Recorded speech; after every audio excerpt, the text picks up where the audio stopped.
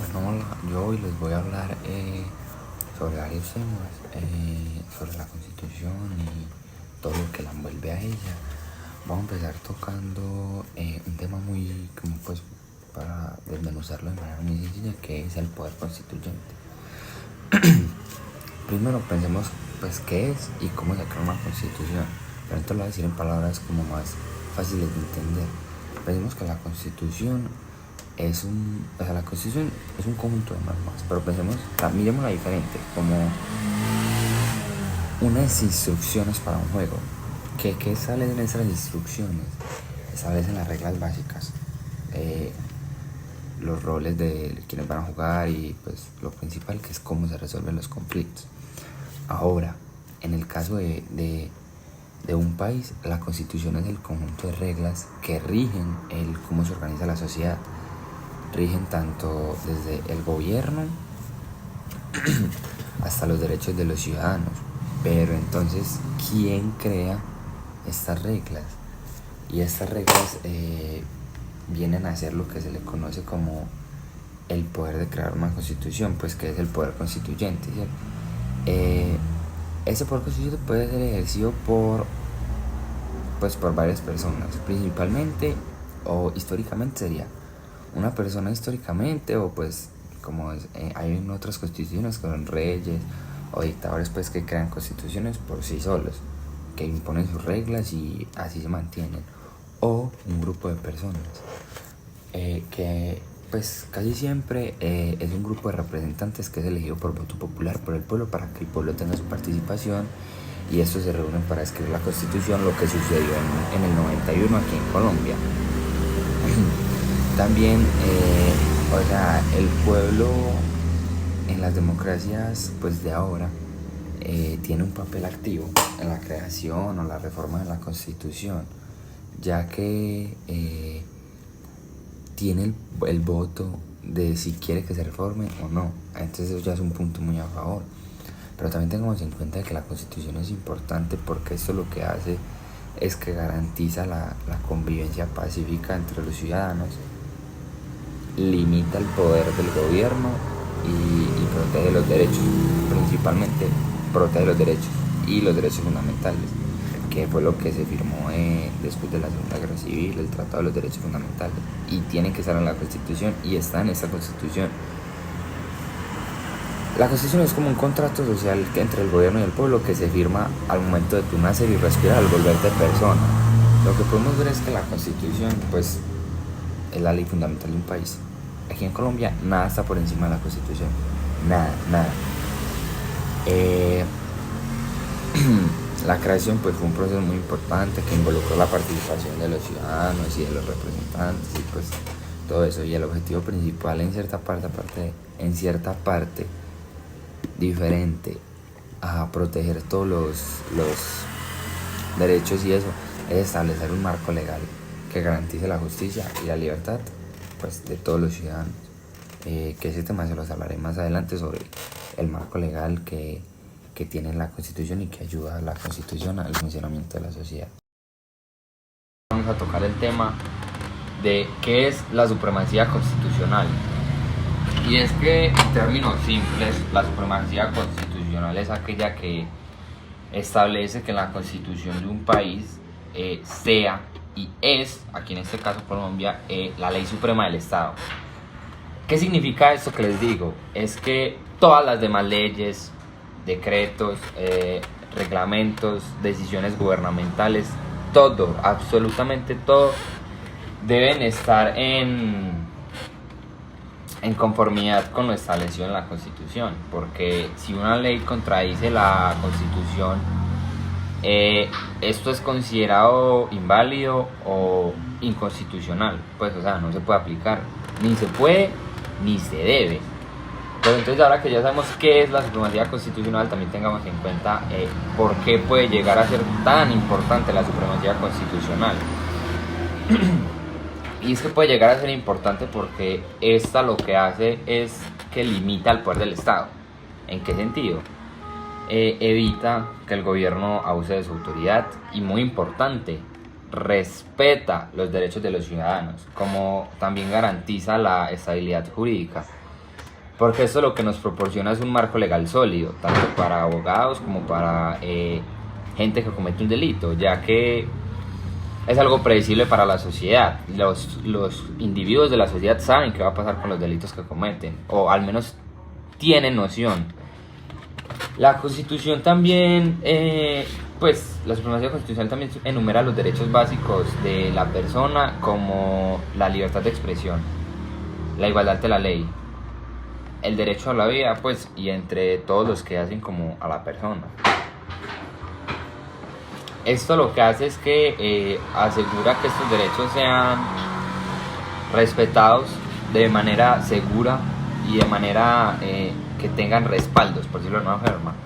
También tengamos en cuenta que fomenta mucho la democracia, porque la Constitución es un pacto que refleja la voluntad del pueblo. ¿En qué sentido?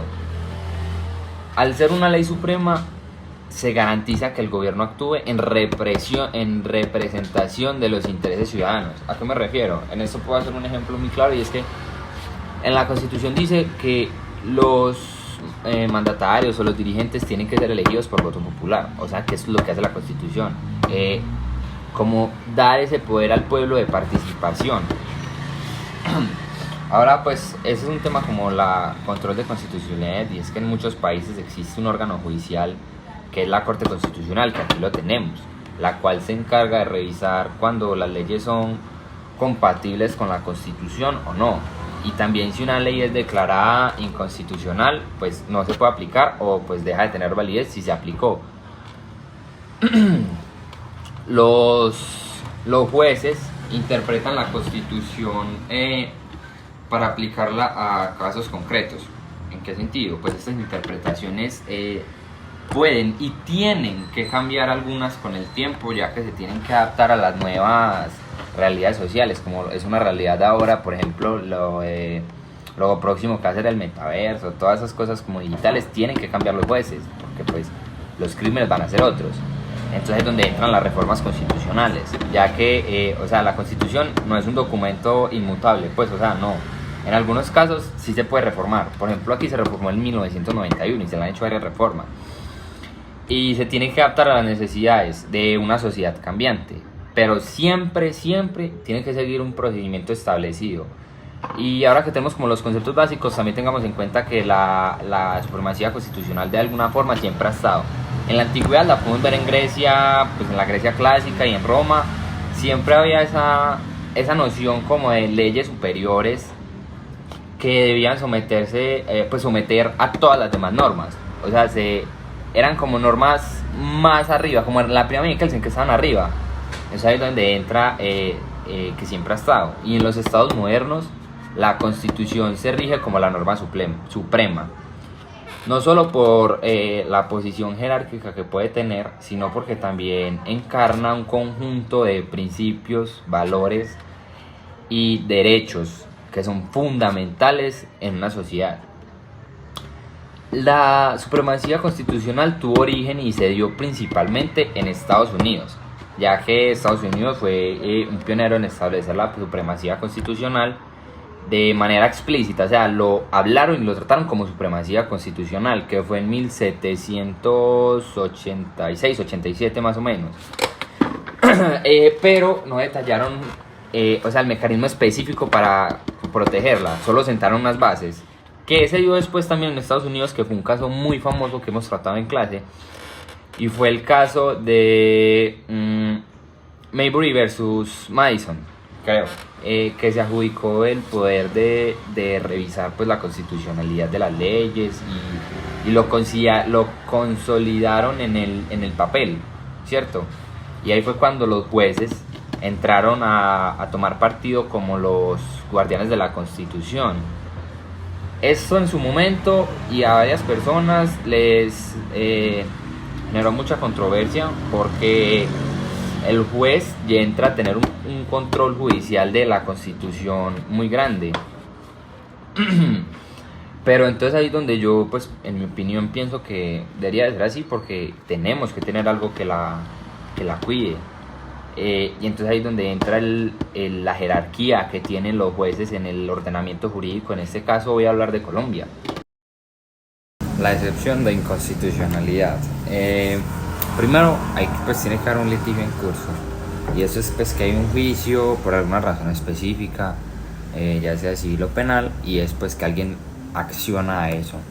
Después es una solicitud de inconstitucionalidad. Dicen como, no, eso está en contra de la Constitución, y se hace como una solicitud involucrada en el juicio anterior que no aplique pues una ley como determinada, ¿sí me entiendes? O sea, pues como alegando que esta ley va en contra, simplemente como les había dicho, lo establecido en la Constitución. Después sigue la decisión del juez.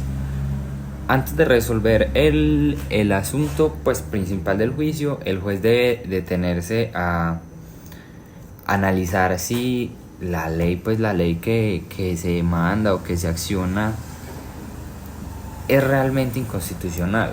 Si concluye que sí, entonces pues no se puede aplicar la ley en ese caso, y pues en ningún caso particular.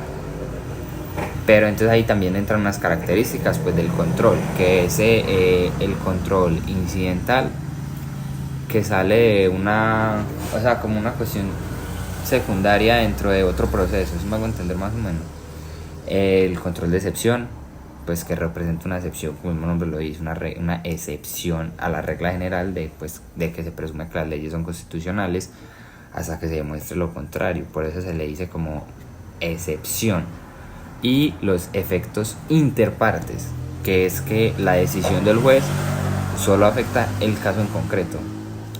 O sea, cuando digo el caso en concreto es en el que se plantea la cuestión de inconstitucionalidad, y que pues va en contra de la Constitución, y pues no a todos los casos similares. Pues principalmente no se puede aplicar a todos los casos así tan similares o así, porque ahí es donde entra la jurisprudencia, que pues en algunos sistemas jurídicos, y hablando pues de acá, si varios jueces llegan a conclusiones similares, entre más o tres, pero pues como estos casos de constitucionalidad, desde que se llegue a uno y si está en contra de la Constitución, se puede generar como pues una jurisprudencia que influya en futuras decisiones y limite la aplicación de esa ley en otros casos. Aquí en Colombia esa jurisprudencia está cuando no es de constitucionalidad o inconstitucionalidad, que pues se tiene, como les dije, 3 fallos similares de casos relativamente con los mismos las mismas características. Y en inconstitucionalidad pues solo con uno falla, pues solo con una inconstitucionalidad pues ya aplica, como por decirlo de alguna manera, jurisprudencia, pero sería lo que les hablé arriba también. Bueno, ahora les voy a hablar un poco sobre el control de convencionalidad y el internacionalizar el derecho constitucional. Se los voy a decir así como se los dije al principio, de manera sencilla y que sea entendible. Veámoslo de esta manera. Las reglas internacionales se convierten ahora en parte de las reglas internas, en este caso de nuestro país. O sea, ¿a qué me refiero con esto? Es que las leyes en este caso de nuestro país deben respetar y seguir las reglas internacionales. A eso me hace referencia internacionalizar el derecho constitucional. Y es importante porque eso lo que vela es que lo que le he dicho en todo el video, la protección principalmente a los derechos humanos. ¿A qué me refiero? Que los derechos humanos sean respetados en todas partes, así como hice referencia después del tratado de la Segunda Guerra Mundial que todos firmaron, bueno, casi todos, y la armonía entre países. ¿En qué sentido? Pues eso lo que ayuda de alguna forma es que los países se lleven mejor y resuelvan los conflictos de una manera un poco más diplomática. Por ejemplo, en Colombia ahora el control de convencionalidad se realiza a través de varios mecanismos, que es la Corte Constitucional, que pues ese es el alto tribunal que garantiza, pues que se encarga de garantizar la supremacía de la Constitución. Y está lo que son los tratados internacionales, que es cuando se presenta una demanda a la corte, y pues esta lo que hace es que analiza si las normas son compatibles o si no están compatibles a eso o se pueden derogar. Y los demás jueces tienen como que las instancias o están obligados a realizar, por decirlo de alguna manera, un control de convencionalidad en sus decisiones, como aplicar una jurisprudencia en todas las, pues en ciertas decisiones o en todas las decisiones. De alguna manera es como verificar que sus fallos estén en línea con los tratados internacionales. También está la Fiscalía General, que es el ministerio donde se tienen en cuenta los estándares internacionales. Y ahí ejercen pues las funciones de estos estándares que se tienen. Ahora, la convencionalidad es importante porque eso lo que hace es que los tratados internacionales o haya una supremacía de los tratados, se ayuda a que se reconozca de manera como más directa y tengan un rango como pues superior a las leyes nacionales. ¿En qué sentido? Pues que se les dé como cierto estatus. Y la convencionalidad es una herramienta fundamental pues para garantizar los derechos humanos, ya que pues como todo les he dicho, la Constitución se asegura de los derechos principales y ayuda a las decisiones judiciales pues que estén como en línea y dentro del marco legal que les expliqué hace un momento.